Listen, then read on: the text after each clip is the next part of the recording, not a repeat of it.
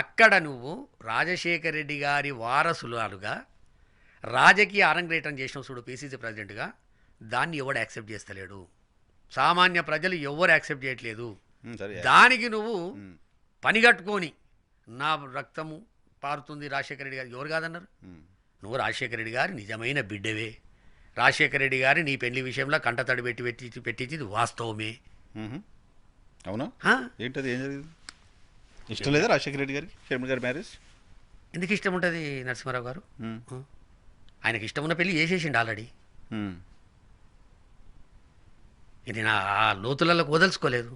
కంటతడి పెట్టించినావు. ఉమ్, నిన్ను సంకలెత్తుకునేది. నువ్వు డిగ్రీ చేసేటప్పుడు కూడా నువ్వు రాజశేఖర రెడ్డి గారి మీద కూర్చొని తిన్నదానివి. ఉమ్, ఇలా ఆయన పేరు రోడ్డు మీద గుంస్తుంటే, ఆయన కుటుంబాన్ని విచ్ఛిన్నం చేస్తుంటే, నరం లేని నాలుకతోటి ఏదంటే అది మాట్లాడుతుంటే, మాలాంటోళ్ళు మేము ఊకోవడానికి సిద్ధంగా లేము. ఒక్క మాట అడిగిన రాఘవరెడ్డి గారు, మీరు చాలా సీనియర్ పొలిటీషియన్, ఫ్యామిలీస్ బాండింగ్స్ తెలుసు. తెలుగు రాష్ట్రాల్లో చాలా పెద్ద రాజకీయ కుటుంబం ఇది. రాజశేఖర రెడ్డి గారు ముఖ్యమంత్రిగా ఉన్నప్పుడు కావచ్చు, ప్రతిపక్ష నాయకుడిగా ఉండప్పుడు కావచ్చు, ఆయన రాజకీయాల్లో సుదీర్ఘకాలం ఉన్న సందర్భంలో కావచ్చు, కుటుంబంలో గొడవలు కామన్.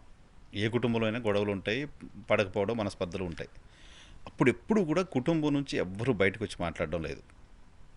ఈరోజు జగన్మోహన్ రెడ్డి గారు ముఖ్యమంత్రి అయిన తర్వాత అలా మాట్లాడడం, బయటికి రావడం జరుగుతోంది. అవును. సో దీంట్లో జగన్మోహన్ రెడ్డి గారు ఫెయిల్యూరు, జగన్మోహన్ రెడ్డి ఇక్కడ గారు ఫెయిల్యూరు కలుపుకోవడం అనేది లేదు లేదు నరసింహారావు గారు. నువ్వు నిజంగానే వైఎస్ఆర్ తెలంగాణ పార్టీ పెట్టినప్పుడు, లేకపోతే నీకు అన్యాయం జరిగినప్పుడు నువ్వు మాట్లాడినుంటే శబాష్. ఉమ్, షర్మిలమ్మ వెరీ గుడ్, రాజశేఖర రెడ్డి గారి బిడ్డ. నువ్వు తెలంగాణలో ఉన్న 3 సంవత్సరాలు కుయ్యనకపోతివి, కయ్యనకపోతివి. నేనేమంటున్నా ఆమె ఏమంటున్నారు కాదు, అలా యునైట్గా ఫ్యామిలీని ఉంచాల్సిన రెస్పాన్సిబిలిటీ జగన్మోహన్ రెడ్డి గారి పైన ఉంటుంది కదా. ఎవరు ఎవరు యునైట్ ఎవరు లేరు? ఉంటే ఉండండి, పోతే పోండి యునైటెడ్ అనే type యునైటెడ్ ఎవరు లేరు? రాజశేఖర రెడ్డి లేదు గారి టైంలో ఇప్పుడు. గొడవలు ఉన్నా, లేదు లేదు దాయాదులో 4-5 కుటుంబ సభ్యులు, పెద్ద లేలే ఫ్యామిలీ. నరసింహారావు గారు, మీరు అందులో నుంచి బయటికి వెళ్ళిన వాళ్ళు ఎవరయ్యా అంటే ఈమె ఒకతే. అదే అంటున్నా నేను. ఎవరు లేరు. విజయమ్మ గారింబడి పెద్ద భారతం ఉన్నది, పెద్ద భారతం ఉన్నది, విమ్లం ఉన్నది, ఉమ్, అందరు ఉన్నారు. ఉమ్. ఈమె ఒక్కటి. ఒక్కటేనా? ఇప్పుడు సునీతారెడ్డి గారు ఏం చేస్తాం? ఒక్కటి నరసింహారావు గారు, ఉమ్, తెలంగాణకి ఏం సంబంధం అని పార్టీ పెట్టిందండి, వద్దని చెప్పారు అందరు. ఉమ్, బతిమిలాడారు. వైవి సుబ్బారెడ్డి గారు బతిమిలాడు, సజ్జల రామకృష్ణారెడ్డి గారు బతిమిలాడు, విజయమ్మ గారు వద్దన్నది అని. నాకు ఒకసారి విజయమ్మ గారితో మాట్లాడుతుంటే ఒక మాట చెప్పింది నాకు విజయమ్మ గారు. రాజారెడ్డి మామయ్య కూడా బాగా మొండిోడు రాఘవరెడ్డి, ఉమ్, మీ రాజశేఖర్ అన్న కూడా మొండిోడే, ఉమ్, జగన్ కూడా మొండిోడే. కానీ వీరు ముగ్గురు ఒక రకమైన మొండోళ్ళు, ప్రజలకు సేవ చేద్దామని మొండిగా. రాజశేఖర రెడ్డి గారు 1600 కిలోమీటర్లు నడిచేటప్పుడు లాస్ట్ 150-200 కిలోమీటర్లకు ఇంకా 200 ఉన్నట్టుంది. అయ్యా నువ్వు చచ్చిపోతావు హాస్పిటల్కి పోకపోతే అంటే డేరాలనే ఉన్నటువంటి వ్యక్తి. అది మొండితనం.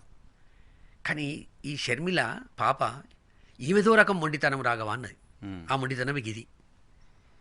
నిన్ను ఎవడు రమ్మన్నాడు, ఎవడు పెట్టమన్నాడు, ఆ జెండాలో రాజశేఖర గారు బొమ్మ ఎవరు పెట్టమన్నాడు, ఉమ్, ఎన్ని మాటలు నరసింహారావు గారు. ఉమ్, ఒక్కొక్కరిని, ముఖ్యమంత్రిని ఉమ్, ఒక రకం మాటలా, ఏడ పోతాడ ఎమ్మెల్యేని ఒక రకం మాటలు, ఇన్ని అన్నావు కదా. మరి నువ్వు తెలంగాణ గురించి కట్టుబడి ఉండకపోతే ఎట్లా చెప్పు? ఉమ్, నీకు ఏడ విలువలు ఉమ్, విలువలు ఎక్కడున్నాయి చెప్పు నాకు. ఉమ్. అందుకే నేను ఆంధ్రప్రదేశ్ ప్రజలు జాగ్రత్తగా ఉండాలి. సో మమ్మల్ని నట్టేట ముంచింది తెలంగాణ ప్రజలను.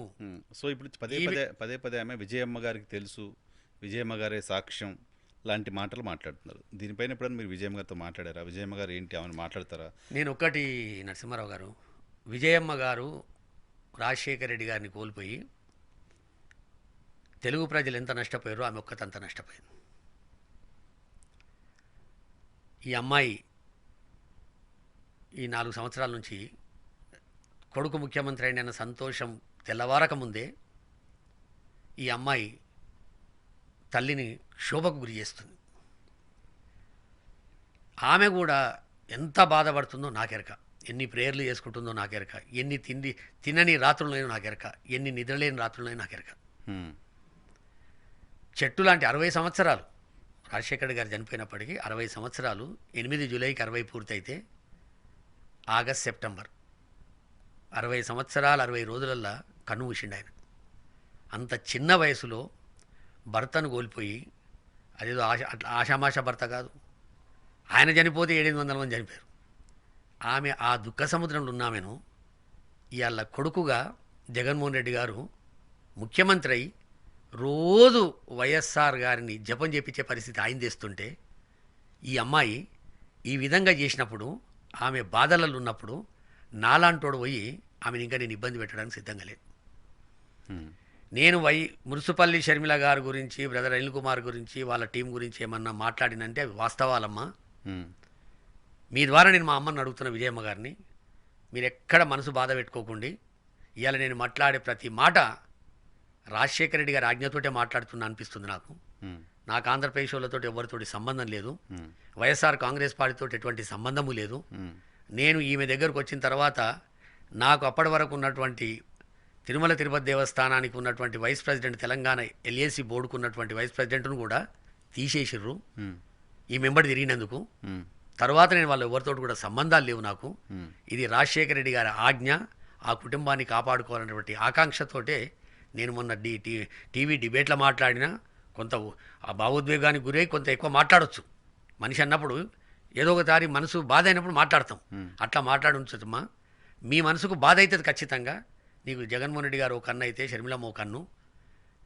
నీవేమన్నా బాధపడితే నేను మాట్లాడుకుని నన్ను క్షమించని కూడా అడుగుతున్నాను ఉమ్, విజయమ్మ గారిని. అది బాధపడుతుంది.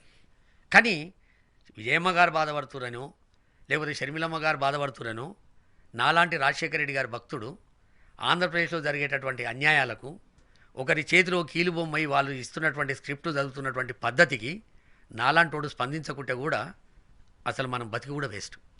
ఉమ్. ఇప్పుడు